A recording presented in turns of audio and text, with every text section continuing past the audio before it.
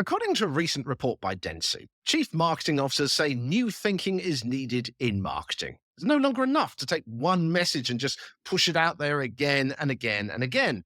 Instead, products, campaigns, services, whatever it is you're doing, needs to become part of people's lives. So they think about them over breakfast and when chatting to friends. The thing is, this isn't actually really new thinking at all. There are people who've been weaving narratives into people's lives for years. Some call themselves public relations people, some communications agencies, some digital PR, some crisis comms, etc., etc. In this show, I gathered together some of the best independent practitioners from around the world, people who are doing interesting things in this space today. And in each episode, with a different panel mix, we then look at one or two scenarios presented by you, the listeners, and see if we can come up with some action steps that you can apply today. And these won't just be theoretical steps, because these are things my panelists have been working on with clients this morning before we started recording, and we'll be going back to after we finish. Now, of course, if you'd like to work with them directly too after the show as well, I'll also have the links for them on the website and on social media so you can reach out to them as well.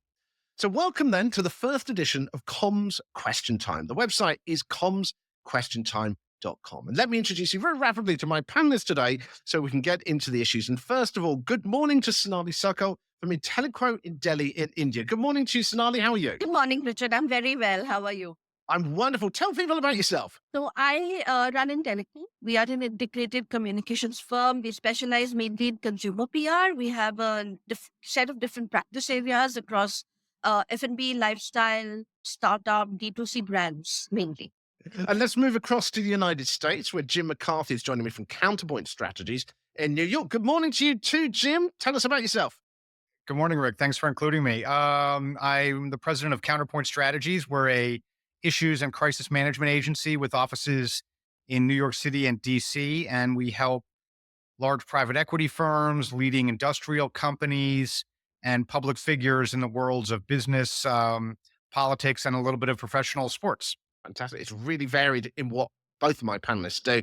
And it should be really interesting in terms of how they can apply their skills and their techniques to the scenarios that we're looking at today. I should introduce myself as well. I'm Richard Midson. I'm a former radio news anchor and editor, a public relations officer in the past as well. But now I'm a podcaster covering the world of communications techniques in a show called the Public Relations Podcast. I also share advice all the time with individuals based on what I see out there as well. So let's get started with the scenario today. So this is it. Now have a think about this yourself if you're in the comms world or if you're in some kind of organization that has a similar problem to this. A small non-profit charity is trying to raise awareness of heart health issues. Their day-to-day work involves community outreach, mostly free heart screenings in shopping centers, education in schools, and work with local government on health programs. And over the past year, the communications team, consisting of just 2 members, has been trying to get more media interest. They sent out press releases to local and national outlets, crafted personalized pitches to journalists using case studies of people who improved their lifestyles after coming into contact with their materials and other things. They've also tried running social media campaigns during Key Awareness Month and partnered with local businesses and schools to draw media interest. But despite the efforts, they've struggled to gain any significant coverage. They can't seem to find a hook that will get journalists excited. They want to start again and take a new approach next year. How can they make this work? We're going to discuss this now as a panel. And I mean, I think my first thought on this is what is the goal of the campaign? I mean, Sonali, they've obviously been putting out, by the sound of it, quite sporadic media. They've tried to reach out to the media and to social media. But it feels like there needs to be a clearly defined goal for this campaign. Where would you start with this, do you think? I think I'd start with a clinical study. I think I'd have a proper third-party clinical study done with a data-centric approach because I feel that media loves that, at least in India, and people, that kind of stuff will actually get you the kind of media eyeballs you're looking at. If you can talk about, and especially in a country like India, I'm just giving an example where we're anyway prone to heart diseases more than other, races. I think to pick up, maybe pick up the potential reasons for heart disease and what is going to create, what kind of factors can be the tipping points for those, and give those percentages to people. Those kind of things are going to really get the media involved, according to me. So this is the kind of thing that the organization itself should be looking into and getting their own research out there. Well, I Because I think the problem is if you're trying to attach yourself to campaigns that are already existing, it's often hard, isn't it, to get your name to be prominent. Yeah, so they can always work with another medical body, a credible medical body. You will need a credible medical body for this, otherwise nobody's going to take them seriously. So I would always, But do you think it needs to come from them rather than trying to tie into? Because I can see how you can. A lot of people will try newsjack, won't they? They'll see a report comes out there and try and put their comment forward. yes, But if you are the source of that research, it kind of carries more clout, doesn't it? the cloud is important, but so is credibility. So I think if you Yeah. have credibility, people will not just take anybody seriously. They will want to know who has done the research. So just to give you an example, with Sirona, we are actually tying up with a third party researcher to see the changing, tendencies in menstruation, etc. Now, if Sirona makes those claims, nobody's going to take them seriously. It always has to come from a credible body. That's my only contention, for it to be carried by mainstream media. Well, one of my thoughts listening to the actual scenario is that they've struggled to get any kind of attention. So it's like, how can they? I mean, Jim, what's your thoughts on this? Where do you think they should be starting with this? Thinking about how to organize this campaign next year so that someone actually listens. Well, a lot of times when you're doing media relations like that, whether it's for a nonprofit here or even for a large company like the ones we work with, it can be like taking shots in the dark. Sometimes you get lucky, sometimes you have a relationship, but it can be very, very chancy. And so while you're doing that spade and shovel work, at the same time, I would recommend you got to be building those stories yourselves. So here's an easy way to do that. In any kind of story about health in that fashion, it's better to make it, I think, about transformation and not about taking your medicine or doing more exercise or giving them, instructions or a lecture. For each of the patients that NGO is likely dealing with who have had cardiac issues and done the right thing and done the regimen that they're recommending, there's a before and after story. And that person, the individual patient, can articulate that in their own voice. Right there, you've got a 30-second or even a 60-second video in which you can take clips, still photos, or video of what they were like before, the struggle they were having, and the transformation they had afterward, in which they can speak in a first person, credible voice about their lifestyle improvement, their health improvement. And guess what? You can do that with the practitioners too. Every cardiologist in that organization that they work with, I'm sure, has success stories of individual patients and can describe those in a first person voice. All of those stories can be strung together in a Twitter thread. And that thread, the first link in the thread, can be placed directly in the social media feeds of journalists that are on that beat. So go on your media list, look at all the reporters, national and local also, and broadcast and print, and follow their social media. And when they say, hey, we're looking for stories, or hey, here's an interesting new report, you can jump right into that comment thread as the NGO and say, look, we've got 18 stories right here of individuals who've experienced in the real world what you're talking about. And that's a much more direct way to do it. And in the meantime, the stories you've built, those can have a virality and a spread in and of themselves. The Twitter thread I just described can be a social media ad. So you can buy the words on Twitter, for example, associated with Heart Awareness Month or, whatever, myocardial infarction. And everybody searching for those terms or seeing tweets with those terms mentioned sees your thread as an ad attached to it. So it's a way to take control, I think, of the narratives and the transformational stories, even while you're taking your half court shots on traditional media relations. Sonali, I can see you're thinking. Go for it. Yeah, so I would also want to get a celebrity, if it doesn't have to be an A-lister, but maybe one or a few celebrities to champion the cause, because I feel that really gives a lot of people want to hear stories, but they want to hear stories sometimes of celebrities. And what I've realized with Indian media is it could be, we had a singer and she had a small condition ailment where she lost her hearing for a while. And there were 20 stories on what that condition is all about. And everybody wanted to read them because celebrity brings that kind of attention. So, and I think celebrities are always looking to attach themselves to a cause as well. So if we can speak to a couple of minor and even major celebrities to be part of our campaign. And we can have, like Jim very rightly said, during a heart disease awareness month, if we can get people to actually speak up about it on social media. There could be some celebrities who had a personal concern with heart disease, or it's been their journey. If we can have their support, I think that will really help. The other thing that we can do is we can have a sporting event like a marathon or something like that to bring more awareness on this. The proceeds could go to charity for people suffering from heart disease, or just to raise awareness. In India, for instance, Pinkathon, which is a women's run to raise breast cancer awareness, has become such a big movement today. We have about 30 to 40,000 women participating every year. They have brand ambassadors who are celebrities, by the way, both women and men, to champion the cause. So I think if you can make it about community, and I think PR overall and marketing are today becoming about community. It's the role of community is getting larger. So you have to build a community of people who believe in the cause. And I think that can come. There's so much stuff in this, Sonali, because let's try and cover a couple of these things. One of the things that I'm getting from both of you, and I think I see this from my ex-editor's head on as well, is that the problem is health advice on its own is boring, Yes. right? We've heard it too often. It's being repeated over and over again. And when something's repeated over and over again, it lacks timeliness, which, of course, from a media point of view, is something that you want. It's like, why do I report on it now if you're going to say it next week? And you're going to say it the week after that and the week after that. So it's that need to get some kind of story into now. So it's like you talk about the sports event or some kind of a celebrity. It takes it away from that boring health message, which might be completely relevant, but we're just not interested in hearing anymore, and adds that new twist to it. So it feels like perhaps the problem that these people have got here is that they're just not finding that extra news angle, doesn't it? It's like, how can we make this story stand out, Jim?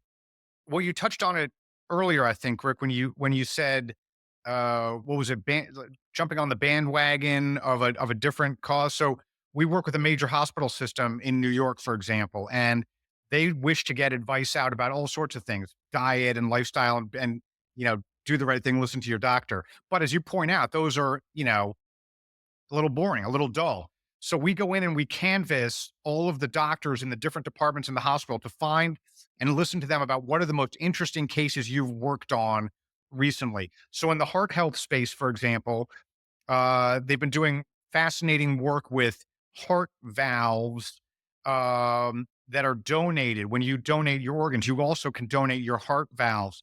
And what's more, they're even using valves from animals like pigs, for example. And so that's really interesting. So they have patients who've had those valves put in who can be a real life person. So that's a new story. It's a new technique, a new innovation in medical practicing. And that gives it a little new novelty buzz, first of its kind, new medical procedure. And within that story, you can shoehorn in it's Heart Health Month, and the doctors at the hospital remind you to do X, Y, and Z. It might not be the headline, it might not be the main body, but you get your message in there, increase exposure for the institution, and you have the broccoli along with the steak. So how can they make sure that their organization is getting mentioned here? Because this is one of the problems with case studies as well, and you hear this sometimes, is that you'll put forward a case study to a journalist, for example, and the journalist will talk to the case study, discuss the whole issue, but never mention you, the people that put it forward. So how can they make sure that they're actually getting mentioned? Sonali, yeah. This is where PR comes in. See, Richard, you have to negotiate your story. And if you are the case study, if you have the coach, if you have the celebrity input or the doctor input or the data, that's your, I would say, negotiating lever, or what capital, negotiating capital, basically. And that's what you're going to use to ensure that the journalist mentions either the foundation or the nonprofit, either a spokesperson from there, or they mention they have an article undersigned by them, or they bring up some work they have done in the story. Obviously, the whole story can't be about them. Today, the media has changed a lot. I'm sure it's changed the same in America too, Jim. They are not going to give you a standalone story just like that. But you can leverage your data and your information to get large share of voice in the story. Yeah, you're making me I mean, think of go, you're Jim. making me think of a technique that the Food and Drug Administration and Centers for Disease Control, the two big health agencies in the USA use, which is when they have a new study or a new announcement or breakthrough research that they're going to announce, they don't just put out a press release. Instead, they will hand pick a particular reporter. And sometimes they even go to two reporters and say, we're going to give this exclusive to one news outlet to break the story. And then we're going to tell everybody else which one of you wants it more. And then the Mm. reporters will compete with each other and they'll promise we'll mention you in the lead paragraph and we'll quote you extensively and we'll make sure to emphasize the part that you want to feature the most. And so by doing that sort of, I mean, it's in a way, it's kind of manufactured exclusivity, but instead of trying to blast it out as far and wide as you can, use a narrow aperture and select one journalist. And of course, that can be part of the pitch. Not everyone can do it, but each time you call a journalist, you say, I want to offer you an exclusive on this breakthrough announcement that we're making. And that's a good way to get, more prominent space in the coverage. And the important thing there, obviously, is to have a strong story from the start, isn't it? It's the celebrity. Yes. But I agree with Jim, and I feel that, there are two things here. I'm going to address Jim's thing first. So I've always felt, and, this was something one of my bosses told me about 20 years ago, that even journalists have to have good PR, which means that journalists also have to have a good network to get to the right PR people. And if you have good data and you can give it to an intelligent journalist, and unfortunately, that's a dying breed, at least in India, you can actually leverage a good story and good share of voice and the right eyeballs, because a good story in a good mainstream publication is worth 20 press releases just being picked up by random publications. Mm. That's the first thing I'm addressing. So I'm completely, Jim, I love that strategy. And secondly, Richard, I think a celebrity voice maybe with a press conference can amplify the same thing. So I would probably do both. You The just made other me think of thing, another, the, you just made me think of the, another great idea, which is one of the best most viral, splashy health stories in recent years was when the CBS News anchor, Katie Couric, went through a colonoscopy procedure and they filmed it start to finish before, during, and after. And the organization that, wants to promote more people getting colonoscopies invited her to do that. And they managed the whole process. And so the journalist took part in that story. We do the same thing for our clients in the nicotine vaping industry. We're always scouting for journalists who are smokers. And we offer them, hey, we'll send you a whole basket of vapes. We'll show you how to use them. We'll coach you through the switching process off of cigarettes. And if it works for you, which typically it does, they do a great story. And not only a great story, a first person story where they're really enthused about it. And so the same thing could happen with heart health. Again, whatever the regime is to improve your cardiovascular health, invite a reporter to go through that process, coach them, provide them with the physician advice or whatever the procedure is. And if it goes well for them, there's a story right there that they can take part in and they're the star of. yeah, one of the things I saw, particularly with local stories and local organizations, is that they want to get involved in the actual story, just like you said, Jim. So, for example, if you are working with, say, for someone that's doing a marathon and they've had a heart procedure or something, instead of it just being we're sponsoring that person, we're putting their name on the t-shirt, which is not going to make any impact.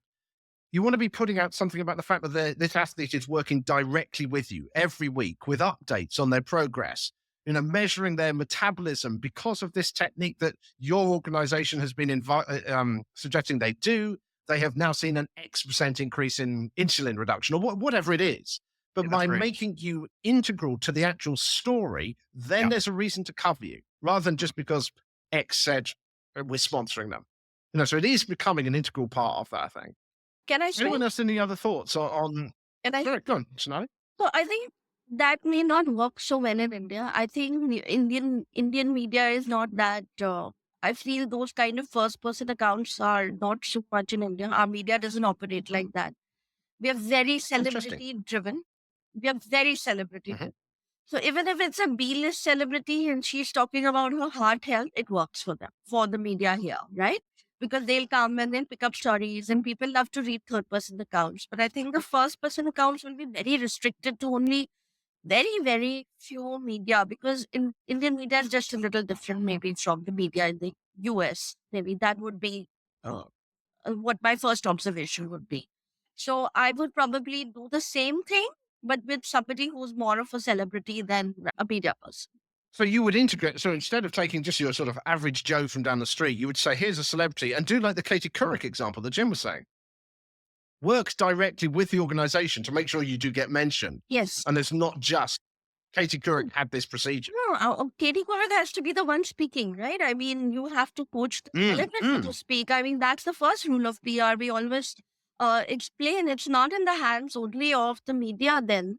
The celebrity has to be enrolled and educated to speak in a certain way. I mean, otherwise, if they're not going to bring you up, then there's no point of doing it. One other aspect that I thought was interesting from this scenario is that they're talking about wanting to get more people to take the test, but they're also talking about getting engagement from schools and getting their organization to go into schools and talk to classes and stuff like that. And so I'm just wondering how they can raise the awareness amongst teachers, amongst the education space to say, look, invite us in. I mean, is that something that's got to be tied into this celebrity campaign that they get the celebrity to say, and schools should introduce more education? They can do Something it like that? Is it with almost like a political campaign? they can do it with celebrities. They can even do it with mom bloggers. In India, we have a whole bunch of mom bloggers. They're very influential, especially in cities like Delhi and Bombay and Bangalore, the larger cities, which has the primary urban population. You can actually have, come and meet me and get the test done. And they can visit a couple of schools. They can do it like a campaign where even the parents will want to come there if there's a famous blogger there, and they can talk about and raise awareness on this. And I think that would be a very good way, because I think you also have to, for schools, you also have to talk to the mothers and the parents, especially the mothers, because they are the ones who are ultimate decision makers of schools can't just do something arbitrarily, And also it will be fed both ways, right? If the parent teachers association or the parents association starts demanding that, okay, this test is important and schools should institute it, then the school will be faster to implement those kind of things. Schools don't do things just like that. Everything is going to cost money, and education is their primary focus. So anything that takes away from that has to have a trigger. And I think the trigger will come from parents wanting the test to be there for the kids also. Yeah, I was going to say that the actual PR needs to be done on the parents rather than Yes. schools, isn't Yes. it? Because I mean, I've worked with schools in the past, and they're always struggling for time. They're always under resourced, and Absolutely. it's got to come from the parents. Yes.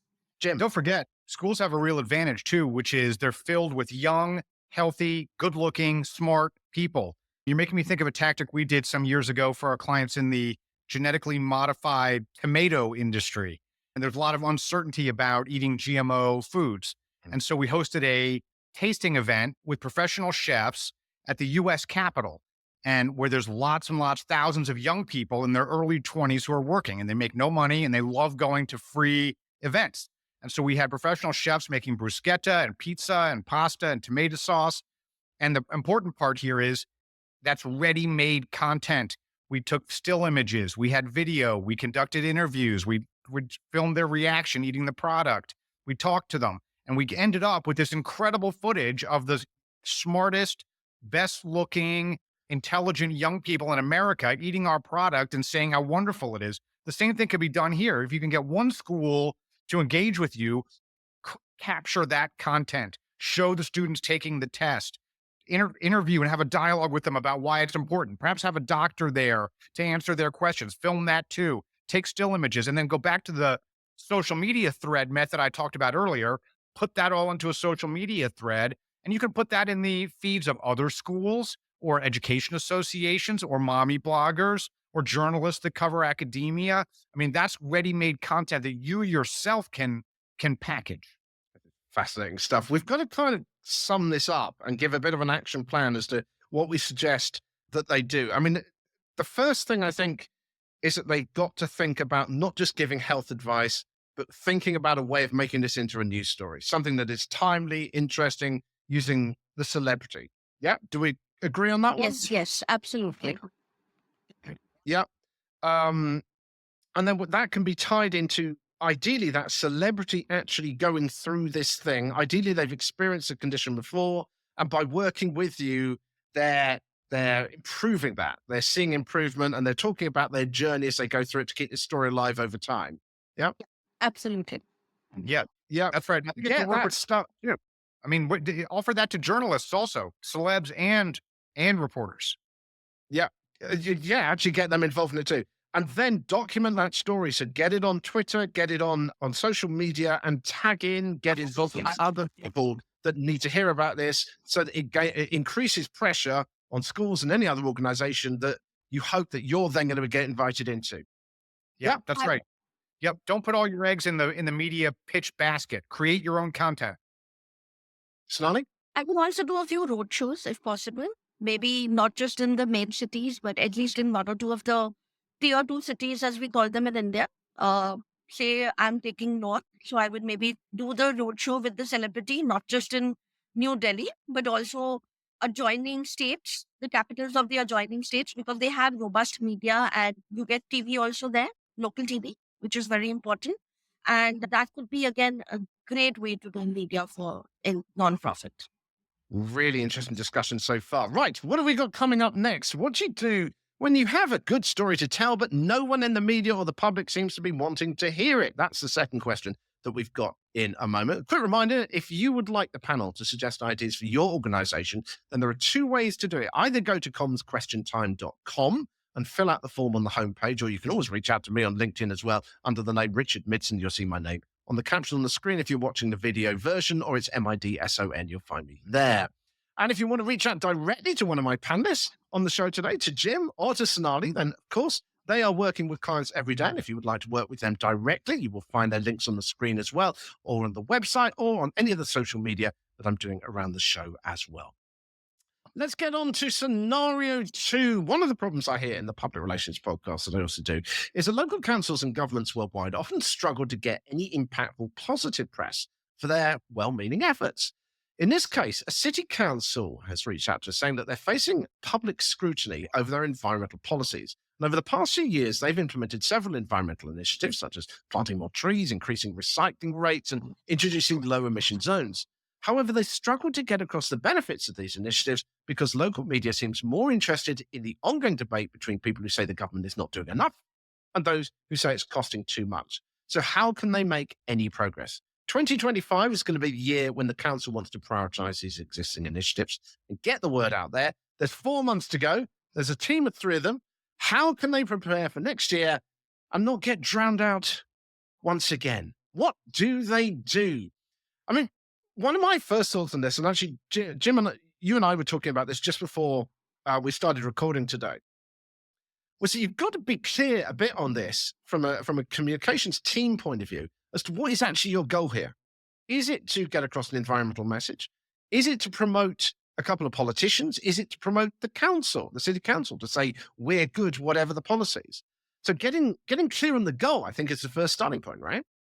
Yeah, that's right. And not just who the nominal client is, but also what the philosophical rationale is. You have to articulate the virtue of the campaign. You were showing the results, but you want to also lead with why you're doing it, what inspired it, what the virtue is in accomplishing it, the philosophical rationale. And that's got to be stated in a concise way. But I think government agencies often lose sight of that and they jump immediately into look at the results and the reader or the journalist in this case who might be hearing the pitch or even the general public doesn't understand what's connecting it to the higher purpose.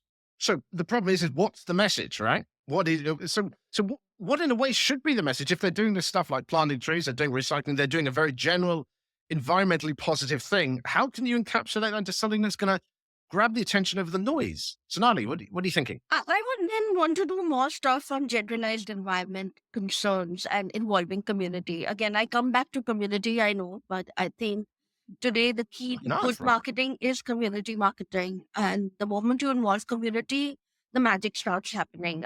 Just cold call cut press releases and media pitches is not going to work anymore. There have to be on ground events. There has to be drives to involve more people along with you. There have to be collaborations.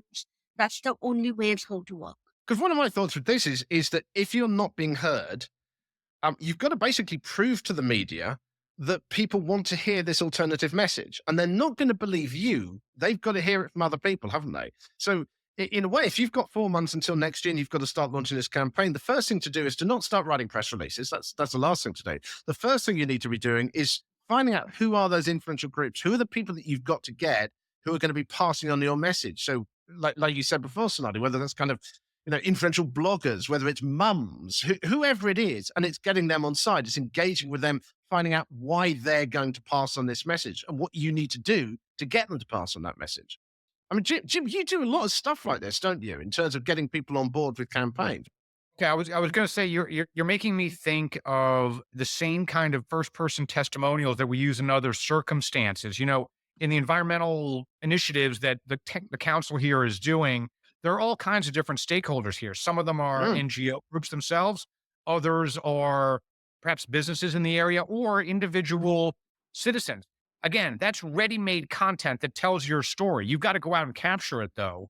Interview those people, edit it, package it into 30-second, 60-second clips, and with consistent Q&A. All of the testimonials have to be asked the same set of questions. Why is this important? How do you feel about it? What difference has it made in your life?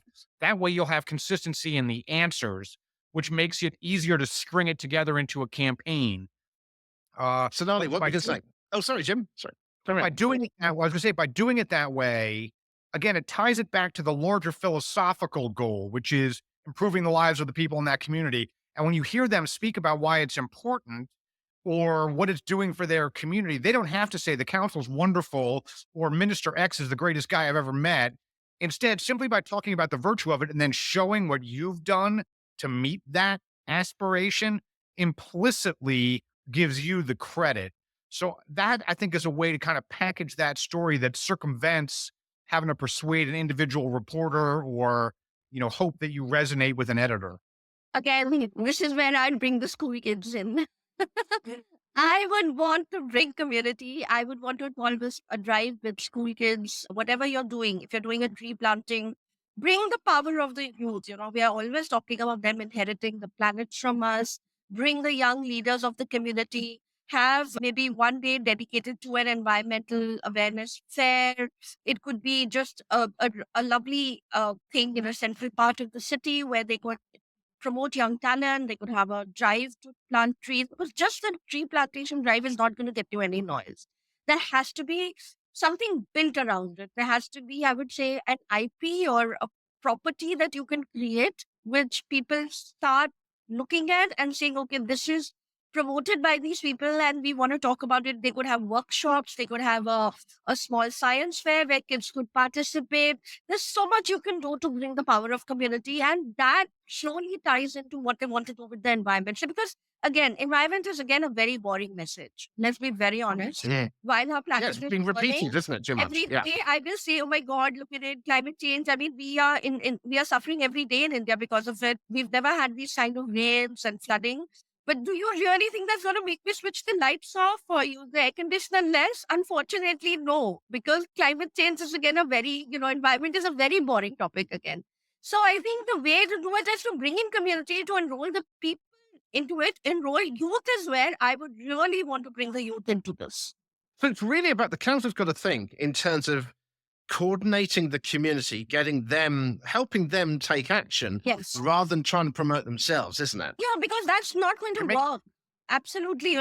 That's just a thing which nobody's even going to read. Even if it gets published by the media, nobody's going to read it. And people want to see, the thing is, I feel in these cases, people want enrollment. We keep forgetting the role of enrollment. And I think it's very important to enroll people into the narrative and tell them that we are not doing this alone. We are we are doing this for you. Nobody wants to hear. But when you say we are doing this together, that's the kind of message that people want today. I was going to say, you're making me think of a campaign we did not long ago for a major Canadian forest and paper company, which are often under attack from environmental groups. And the company wanted to somehow underscore the fact that they plant more trees in Canada than any other entity, public or private or anybody. And so to do that, again, we gathered testimonials from different sections of the public. You mentioned before how environmental issues can be divisive. So in this case, we intentionally sought out voices from all these disparate sectors. Some were local mayors, some were local factory workers, some were union officials, some were First Nations leaders, some were ordinary citizens, young and old. I love the idea of including young people's voices, which we did here. And again, each of them were saying the same thing. The company's doing a great job with the stewardship. We're helping. And then a tagline at the end, which in our case was, our community planted X number of trees in the last year. And so by showing all those different segments, we built a kind of implicit cross-section consensus that left the company's detractors, the environmental groups, out on the margins, whereas our guys were showcasing their environmental accomplishments. What would you do in terms of trying to change the narrative, though? Because it feels like if there's this kind of ingrained narrative of, well, the council isn't spending enough, or they are, and that's the story that the journalists are just simply are doing. And I guess the reason is because it's an easy story, it's a bit of controversy, it makes very easy copy, doesn't it? So how can you start making these kinds of events actually gain that kind of attention? How can you make them have real impact? Sonali, yeah, please. So underneath the events, and I'm sorry, I want to say the fluff for the showmanship that we are going to do, we also have to do a few hardcore data stories of the milestones that the council has done. So it has to be, I think, one part is enroll community and get public opinion your side. That's one part. But for the media, I mean, they are not going to say, oh, yeah, yeah, doing an environment day, happy for you. Because they're going to be investigative journalists who will say, okay, what did you really do? What are the facts? Mm. And I think to be able to bring those facts on board in a cohesive manner, and obviously your facts should matter. I always tell a client, that don't think that you may think you planted like X number of trees and that's a big number, but that in the larger scheme of things, if it's not big enough, don't even talk about it. That's what I always say. So have the facts and have what is the change you've actually brought about. I remember reading about this city in Brazil, which has brought the ambient temperature down by two degrees only by planting more trees and by having vertical plant walls on all buildings. No, that's news that, Interest. yeah, see, that's news that stays in my head. And I remember that 2 degrees, that fact, that's data. That's really interesting. I mean, one of the problems that, and I know this from having worked in politics, is that you can put across facts and data that come from internal research and stuff like that, but people can just immediately dismiss it.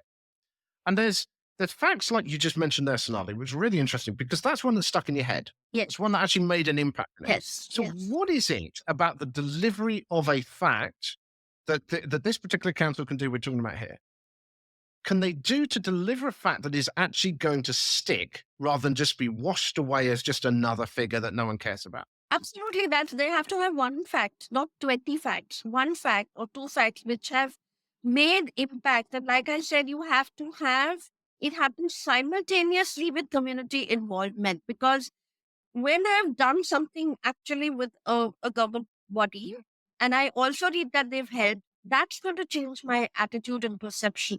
You have to do both together. You can't do one without the other, is what I'm trying to say. I think also the headline has got to have something which is visual as well, because a fact on its own, I think, works. There's lots of studies, isn't there, about the way that different people process information. Yes, And some people will see a number and that will grab them. Yeah. Some people will hear a sound, some people will see a visual and all this kind of stuff. Yes. And I think a figure which paints a picture is the most important thing. Yes. A figure which paints a picture really works. And I think one or two strong, hard-hitting facts where actual impact is shown, that's going to make the difference. I think it has to be balanced. You mentioned earlier how to deal with critics in the press who may think the council is doing too much or too little or whatever their complaint might be. And I think in that situation is a kind of secret method, which is to single out a particular reporter. Maybe it's the loudest, maybe it's the one from the biggest circulation outfit, maybe it's the one who's got, playing fast and loose with the narrative, and pick an intentional debate with that person. Pick a fight, in other words. And the secret method there is the journalist, however bad the public view of government is, it's higher than journalism. The public attitude toward journalists is rock bottom. And when you can single out a particular journalist and say, hey, Bill Smith at XYZ News got this flat wrong, and I want to make sure the public understands what's really going on. Mention the name the outlet, say where it was wrong, state your facts. And that person is no doubt going to come back at you. Then you have a debate. And guess what? People want to watch that contest. And guess what? That's the best straw man opponent you could possibly have, because 90% of the people watching don't like that guy. So there's a method of dealing with and flipping the script on journalism critics. This is absolutely fascinating. Sonali, do you have any That final thoughts on happens this every particular day scenario on that our we're talking about here? I'm just gonna say, Jim, that happens every day on TV, mainstream Indian TV on our political shows. Every day. Yeah. Yeah, it works, People- doesn't it? That's the thing. Yeah. It works. Listen, this has been absolutely fascinating. I think if we try and sum up our advice to this council then, so what have we got here? Is get others to tell your story. Community, right? Yeah. We're definitely agreeing on that one. Get others to tell your story because people are not going to necessarily listen to you. Get some facts out, but only like one or two. Don't just go with a load of them. Just go one or two clear facts and back that up with proof. Assume that an investigative reporter might be coming after you to check those facts. How are you going to back that up? How are you going to defend it? And then headlines with an image, tell stories, give a figure that paints a picture as well. And then finally, getting to a bit of a fight, creating controversy, and people will love it and get involved in it, just like they were in this particular scenario already, by they're just debating about whether they're spending enough. Get into a debate that you're initiating, get into the conversation that you want to have. Right. Yep. Any other final thoughts on that one? I would do a media day also. I would do a media day. So in India, I think controversy doesn't work as well as America. I think it works very well in America.